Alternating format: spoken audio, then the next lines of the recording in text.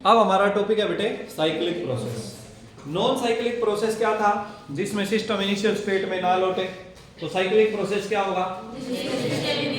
जिसमें system initial state में, कहने का मतलब सिस्टम की फाइनल स्टेट के प्रेशर, वॉल्यूम, टेम्परेचर वही होने चाहिए जो इनिशियल स्टेट के थे। हाँ या ना बोलो? तो अगर मैं यहाँ पर साइक्लिक प्रोसेस का कोई ग्राफ बनाना चाहूँ तो करीब करीब वो ऐसा कुछ भी हो सकता है। मान लेते हैं ये पॉइंट ए है, इधर हम प्रेशर ले लेते हैं, इधर वॉल्यूम ले लेते हैं।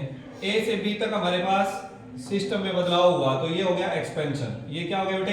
एक्सपेंशन। देखो यहाँ पर ये वाला वॉल्यूम है V1 और ये वॉल्यूम है V2। आप देख रहे हैं कि V2 V1 से ज्यादा है तो सिस्टम एक्सपेंड हो रहा है ए से बी जाते हुए। और वापिस मान लो बी से ए गया सिस्टम तो कॉन्ट्रैक्ट हो गया।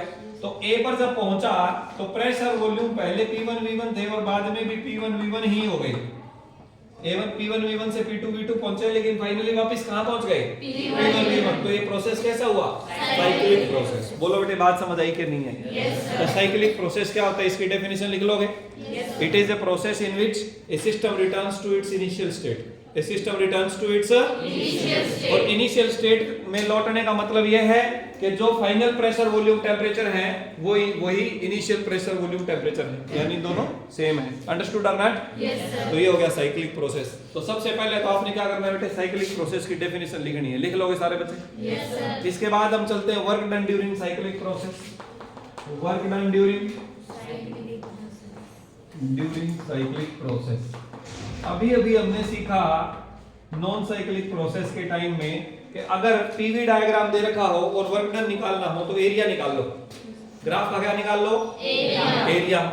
तो हम इस साइक्लिक प्रोसेस को दो अलग अलग नॉन साइक्लिक प्रोसेस में तोड़ के समझ लेते हैं। कौन से दो नॉन साइक्लिक प्रोसेस? एक तो ये वाला ए से बी जाते हुए और एक ये वाला बी से ए जाते हुए।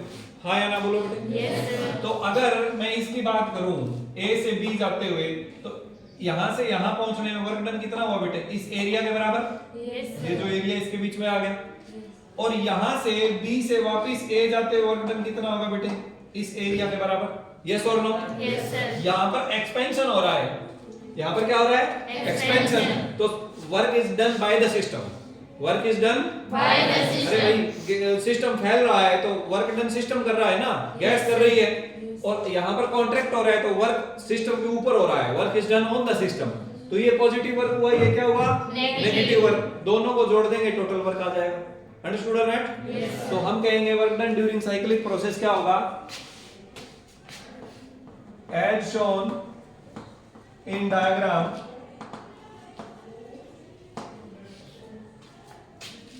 system goes through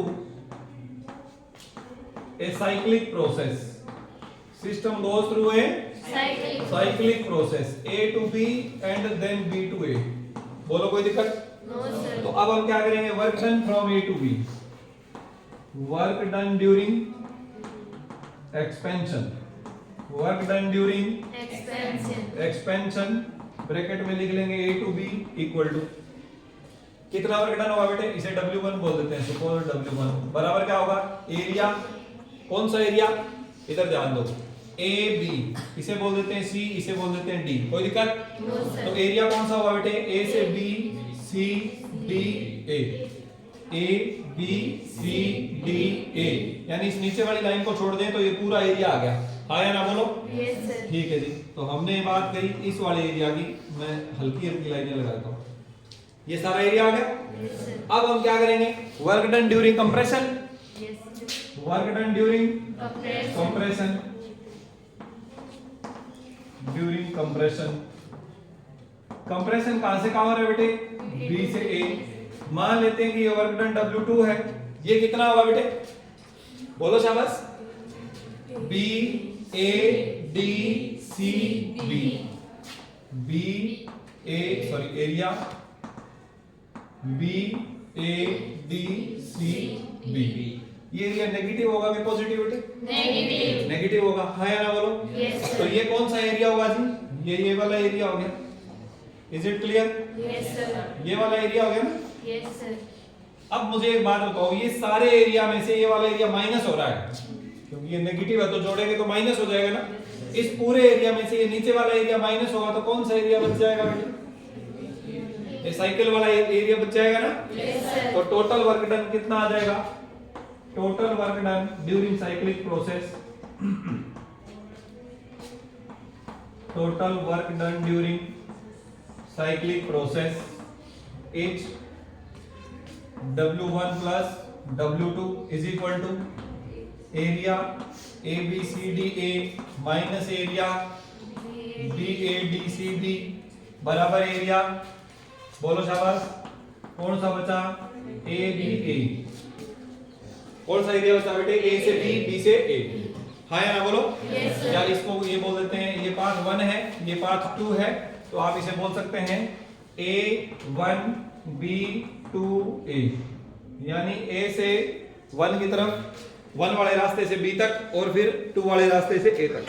बोलो समझ आई कि बात नहीं आई बेटे? तो ये वाला एरिया हो गया। तो ये कौन सा एरिया हुआ बताओ? ये वाला एरिया होगा।